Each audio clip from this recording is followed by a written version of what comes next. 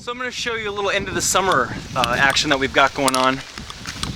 We're going back to New York this morning, and it's fall's right around the corner, especially in Minnesota. There's already some leaves that are starting to change on some of these trees around here. It's still pretty warm though, of course. It was just 90 not so long ago. So I was just walking up the hill from my parents' place, and I'm going to show everybody here. This is the front slope, and I covered all of this with clover this past time. And it's definitely starting to pop through. There's a lot of little clover sprouts. And then throughout this are the grapes. There's probably about, can't remember, something like 30 grapes in here. Some of them didn't make the transplant, but most of them did. I just need to kind of clean out some of the grass in there too. But the clover is definitely going to take over, and then when I come back in a couple months, 6 weeks hopefully at the latest, we'll mulch everything in, cover it with cardboard and some straw for the wintertime. I planted some more grapes over here, as you can see. So we've got 2 on each side. It'd be like a little fenced walkway coming in. And covered this whole area here with clover. So like when you drive up, it's going to be clover. Those trees on the service berries on my right. And then, so yeah, we've got, walking up to the dome here, a lot of frogs too. When you walk through, there's frogs hopping everywhere. This is all covered with straw, and underneath it is sprouting organic white Dutch clover, which is going to provide a lot of food for the bees this fall. And already we have a lot of red clover popping up in this area behind me.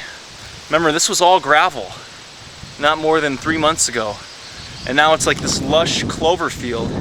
We had a lot of buckwheat in there now, but we chopped that down and planted more clover because it already flowered. And then down the path here, so we're walking up, and then there's the dome, and you can go to the right down this straw path to a wood pile, and all the way along here I've got currants and gooseberries circling the dome.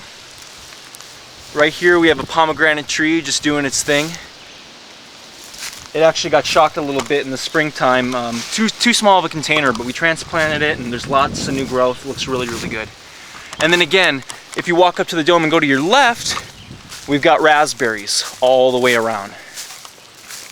And then right here as well, we've got like the wall of corn, and then eventually we'll have the wall of raspberries. This is first year for those. And then walking down the path here, see lots of clover, and then 1 frog, 2 frog, 3, 4, 5, 6, 7, 8, 9, 10, 11, 12, 13, 14. I just saw 14 frogs. Crazy. Big compost pile right here. Lots of good stuff going on with that. Just pulling weeds, you know, and adding to your compost pile will do so much. You'd be amazed how fast it adds up. And then just the food, like, you know, we had some conventional watermelons, so we just chopped those up and put those in. The rind, you know, we didn't juice the rind like we usually do with the organic ones. This whole main garden area is covered in buckwheat flowers, and that's feeding our bees, keeping them really happy, keeping them close to the hive so they don't have to travel off and possibly get into trouble. And then around the front, of course, is the hedge of raspberries. We have both golden and red. And then along the back, of course, again, is the wall of corn, and some of it is already starting to come out. And then right here we've got the square foot gardens. This is the tomato, mostly tomatoes. And I mean, I'm 6 feet tall, and it's almost to me. Really thick and lush in here. I was trying to thin out the bottom, but it's a little thick. Over here are the bees. They really kicked my butt yesterday. I tried to lift up a comb to check the honey, and I was just getting stung on my fingers. My hand is pretty swollen right here. I don't know if you can tell, but definitely hard to deal with sometimes. Pretty angry hive, that one. Very active. I've got the garlic here, which I should pull up. I'll probably see if my parents can pull this up in maybe a week or so, and then we're gonna plant more garlic in mid-October. And then here's the deck, of course. I covered this whole area again with white Dutch clover, and then covered it again with straw to keep in the moisture. And you'd be amazed, your germination rate is not even comparable. You'll have so much better germination when you cover it with something. Just a light cover, just to keep the moisture in, keep the sun away, because when it's bare earth like that, it dries out so fast. I just see it so plain as day now. Again, around the deck here, this big octagon deck, Around the deck is gooseberries, and then a little bit towards the back we have grapes on both sides. Gooseberries in the front, and then grapes in the back. Still getting plenty of sun. Let's check my time here. 5 minutes, a little more. Let's walk around the back. I planted all this clover here, this clover walkway, back in, what was it, mid-May, early May, and frogs are hopping all over. And now this is quite tall now. It's really good. I've got a few apple trees back here. I planted some chestnut and hazelnut trees back here along the fence row. And then I've got 3, which will be 3 large pears in the back corner. And then here's some more grapes, as you can see. Some grapes. Up there, some gooseberries. They're gonna climb up the deck and then just go outwards. So hopefully this will be covered in grapes. Just walking along, there's bees buzzing around, there's buckwheat, a lot of corn here, some squash.